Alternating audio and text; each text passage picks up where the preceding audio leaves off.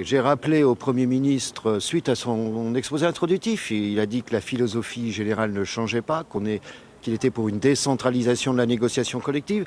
J'ai rappelé que nous avons régulièrement dit que nous étions contre l'inversion de la hiérarchie des normes. Donc à partir de là, le mécontentement et le désaccord demeurent. Il en est conscient d'ailleurs, que ce désaccord demeure. Je rappellerai par exemple que sur toute une série de points, les heures supplémentaires, ça ne change pas. Sur la médecine du travail, il n'y a pas de changement également. Ça veut dire sur le travail de nuit, il n'y a pas de changement. Après les changements qu'il y a sont ceux que vous lisiez ces derniers jours, sauf sur le licenciement économique, puisque le périmètre demeurera le périmètre national, ne prendra pas en compte le périmètre international. Pas de changement non plus, par exemple, sur les accords dits de préservation et de maintien de l'emploi. Si le salarié refuse, il sera licencié non plus pour motif économique, mais pour motif pour licenciement personnel. Donc après, il y a les seules choses qui mettent de côté, c'est les dispositions sur les astreintes, le temps d'habillage et de déshabillage pour le moment. Mais la règle de supplétivité demeure.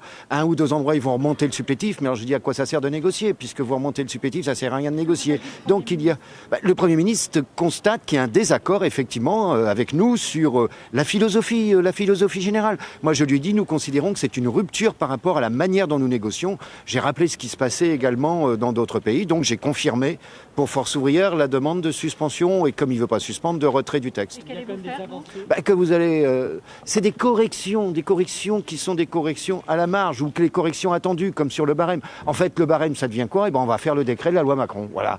Qui était attendu. Voilà, ça donne ça. Il y a des corrections sur la garantie jeune. Les jeunes s'exprimeront là-dessus, mais c'est quelques milliards d'euros. Je ne sais pas où ils vont les trouver. Voilà, pour le moment, on n'a pas plus de précision. Beaucoup d'ambiguïté.